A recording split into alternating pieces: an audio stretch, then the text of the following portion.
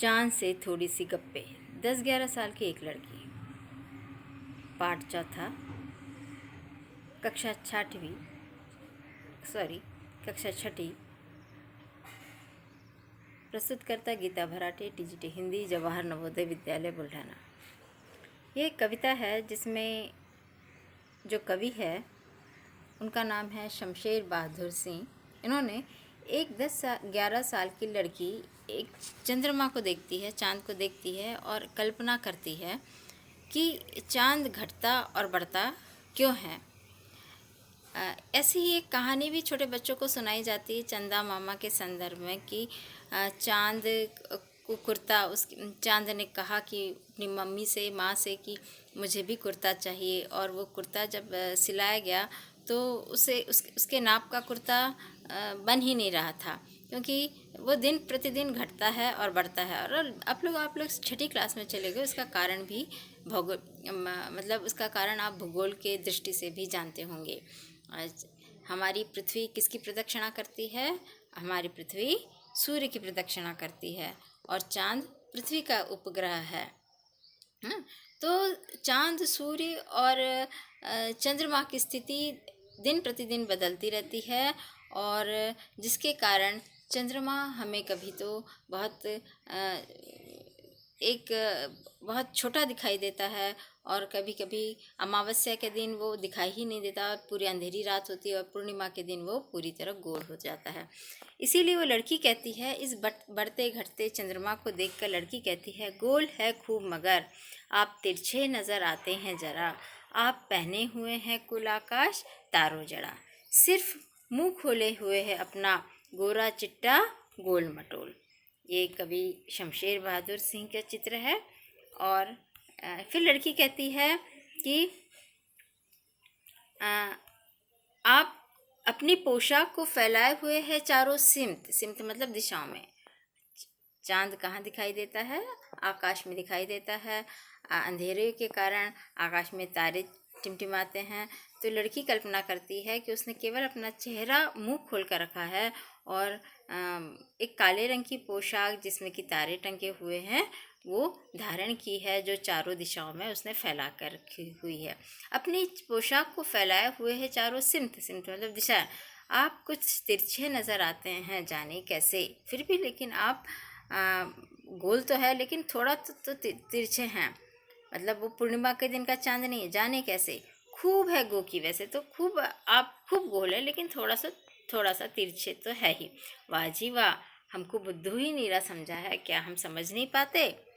नहीं, क्या हम नहीं समझते कि आपको बीमारी है? लड़की कल्पना करती है कि चांद को कोई बीमारी है, ऐसी बीमारी है जो वो घटता है तो घटते ही चला जाता है, और बढ़ता है तो बढ़ते ही चला जाता है। आप घटते हैं तो घटते ही चले जाते हैं, और बढ़ते हैं तो बस यानी कि बढ़ते ही चले जाते हैं। तो इस प्रकार ये 10-11 साल की लड़की जो है वो चंद्रमा को देखकर, उसके बढ़ते घटने को देखकर कल्पना करती है कि चांद क्यों घटता और क्यों बढ़ता है, क्योंकि उसे बीमारी है कि बढ़ने की बीमारी, तो बढ़ते ही चला जाता है जब तक पूरा गोल ना हो जाए, और जब घटता चला जाता है तब तक घटता चला जाता है जब तक पूरी तरह अंधेरा ना हो जाए।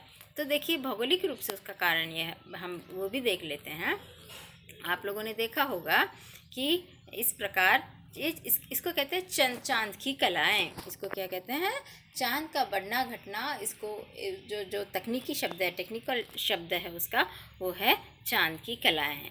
चंद्रमा, सूर्य और पृथ्वी की सापेक्ष स्थितियों में परिवर्तन होते रहने के कारण, जैसे कि मैंने आपको बताया कि पृथ्वी जो है वो सूर्य की परिक्रमा करती रहती है, जिसके कारण दिन और रात होते हैं, और चंद्रमा जो है वो पृथ्वी की परिक्रमा करता रहता है। तो इन तीनों की स्थितियाँ दिन प्रतिदिन बदलती रहती है।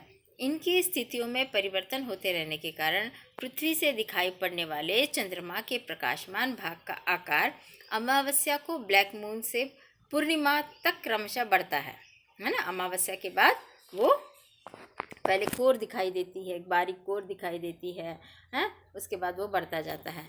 चंद्रमा की अमावस्या तक अमावस्या से पूर्णिमा तक क्रमशः बढ़ता है, और पूर्णिमा के पश्चात, पूर्णिमा जब पूरा चांद आपको दिखाई देगा, पूर्णिमा से अमावस्या तक वो क्या होता है, धीरे धीरे धीरे धीरे कम होता जाता है। चंद्रमा की इन्हें क्या कहते हैं, चंद्रमा के प्रति रात परिवर्तनशील इन स्थितियों को चंद्रकलाएं या चंद्रमा की कलाएं कहा जाता है।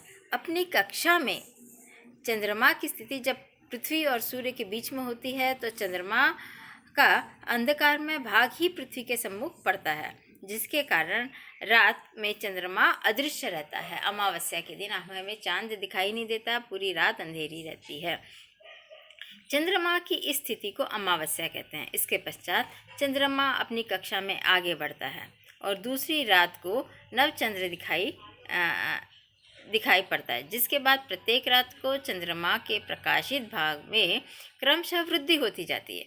चौथी रात जब चंद्रमा अपनी कक्षा का 8वां भाग पूरा करता है तो वो पृथ्वी से लंबवत स्थिति में होता है और उसके प्रकाशित भाग की आकृति हंसिया जैसी होती है। हंसिया विळा म्हणतात ना मराठीमध्ये, हाँ, होती है। अतः इस हंसिया इस आकृति अतः इसे हंसिया चांद कहते हैं। सप्तमी अष्टमी को जब चंद्रमा अपनी कक्षा का 1/4 भाग पूरा करता है, इसका आधा भाग पृथ्वी से दिखाई पड़ता है, इसे अर्धचंद्र कहते हैं। कक्षा 3/8 भाग पूरा कर लेने पर एकादशी द्वादशी चंद्रमा का 3/4 भाग दिखाई पड़ता है, जिसे कुबड़ा चांद कहते हैं। 15वें दिन चंद्रमा और सूर्य के गोल भाग और 15वें दिन क्या होता है, चंद्रमा और सूर्य के बीच में पृथ्वी होती है और चंद्रमा का संपूर्ण प्रकाशित गोल भाग दिखाई पड़ता है, जिसे क्या कहते हैं, पूर्णिमा कहते हैं। तो इस तरह इसे कहते हैं चांद की कलाएं। भौगोलिक दृष्टि से इसे चांद की कलाएं कहते हैं, जिसे देखकर कवि ने एक छोटी सी बच्ची, 10-11 साल की बच्ची किस प्रकार चांद के बढ़ने घटने को लेकर कल्पना करती है, इसे इन पंक्तियों के द्वारा क्या किया गया है, काव्यबद्ध किया गया है, जिसका नाम है चांद से थोड़ी सी गप्पे। एक 10-11 साल की बच्ची चांद से थोड़ी सी क्या लगा रही है, गप्पे लगा रही है। तो देखो, आपको ये प्रश्न है, थोड़ा सा मैंने आपको शब्दार्थ भी लिखा है, जैसे सिंथ मतलब दिशाएं, गोखी मतलब क्योंकि, नीरा मतलब केवल। हाँ, आपको बीमारी है, आप घटते ही चले जाते हैं तो घटते ही चले जाते हैं, और बढ़ते हैं तो बस यानी कि बढ़ते ही चले जाते हैं। दम नहीं लेते हैं, दम ना लेना मतलब थकते नहीं हैं जब तक कि आप बिल्कुल गोल न। अब देखिए यहाँ पर बिल्कुल कैसे लिखा हुआ है, बिल्कुल ऐसे क्यों लिखा हुआ है, ताकि वो क्या दर्शाता है, वो जब तक वो पूरी तरह गोल नहीं हो जाए, बिल्कुल गोल। यह मरज़ मतलब बीमारी, शायद ये आपकी बीमारी अच्छा ही नहीं होने में आता है, शायद ये आपकी बीमारी कभी अच्छी नहीं होगी, ऐसे लड़की कल्पना करती है। दम नहीं लेना, नहीं थकना, लगातार बढ़ते रहना तब तक चलता है जब तक आप पूरी तरह गोल नहीं हो जाते। देखिए, कविता से कुछ प्रश्न कर लेते हैं। आप पहने हुए हैं कुल आकाश के माध्यम से लड़की कहना चाहती है कि,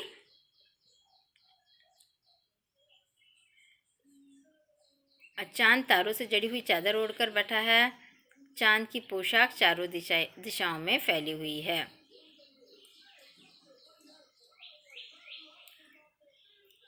आप पहने हुए कुल आकाश का, चांद तारों से जड़ी हुई चादर ओढ़कर बैठा है।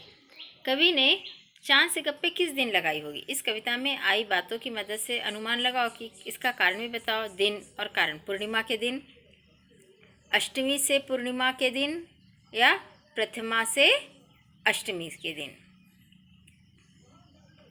अब बताओ इसमें से चांद, लड़की कहती है आप पूरी तरह तो गोल नहीं है, थोड़ा सा क्या आप क्या नज़र आ रहे हो, थोड़े से तिरछे तो नज़र आ रहे हो। मतलब किस दिन लगाई होगी, अष्टमी से पूर्णिमा के बीच लड़की ने चांद से गप्पे लगाई होगी। प्रथमा के से अष्टमी के, अमावस्या के बाद अगर लगाई होती तो चांद बहुत कम होता, यहाँ थोड़ा सा गोल से थोड़ा कम है, इसीलिए अष्टमी से पूर्णिमा के बीच लड़की ने चांद से गप्पे लगाई है। हाँ, देखो नई कविता में नई कविता मतलब क्या होता है, आपने देखो, आपने कबीर के दोहे कम से कम सुने होंगे या पढ़े होंगे, रहीम के दोहे पढ़े होंगे। वो कैसी भाषा है, सदुक्कड़ी भाषा में है। आपने ब्रज भाषा के सूरदास के पद सुने होंगे, अवधी भाषा का रामचरितमानस के पद सुने होंगे। तो प्राचीन काव्य अलग अलग बोलियों में ज़्यादा लिखा हुआ है, और आधुनिक जो कविता है वो खड़ी बोली में लिखी हुई। हम जो बातचीत करते हैं वो खड़ी बोली, उसे कहते हैं खड़ी बोली। नई कविता खड़ी बोली में लिखी हुई है। नई कविता में तो क्या छंद के बदले बिंब का प्रयोग अधिक होता है। तो क्या छंद के बदले बिंब का, बिंब मतलब क्या होता है कि उसको पढ़कर उस चीज़ को, उस कविता की पंक्तियों को पढ़कर या गद्य को पढ़कर आपके मन में हूबहू वैसी कल्पना आ जाए। अब जैसे यहाँ बिल्कुल तो बिल्कुल ऐसे लिखा हुआ है, ये बताने के लिए वो चांद पूरा गोल जब तक नहीं हो जाता है तब तक वो बढ़ता ही जाता है। तो पूरा गोल बताने के लिए उसने वो बिंब दिखाया।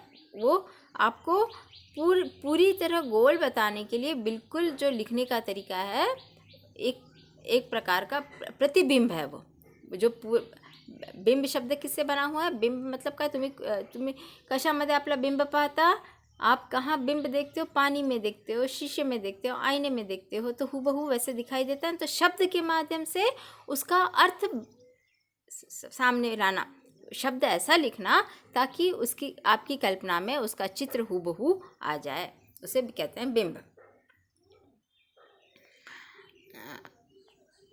बिंब वह तस्वीर है जो शब्दों को पढ़ते समय हमारे मन में उभरती है। कई बार कुछ कवि शब्दों की ध्वनि की मदद से ऐसी तस्वीर बनाते हैं, और कुछ कवि अक्षरों या शब्दों को इस तरह छापने पर बल देते कि उसमें से कई चित्र हमारे मन में बने। इस कविता के अंतिम हिस्से में चांद को एकदम गोल बताने के लिए कवि ने किस प्रकार शब्दों का प्रयोग नहीं किया, शब्द को इस प्रकार छापा कि बिल्कुल शब्द के अक्षरों को अलग अलग करके रखा। तुम इस कविता के और किन शब्दों को चित्र की आकृति देना चाहोगे? ऐसे शब्दों को अपने ढंग से लिखकर दिखाओ कि आप अन्य किन शब्दों को इस प्रकार आकृतिबद्ध करना चाहेंगे। इसी के साथ यह पाठ खत्म होता है। धन्यवाद।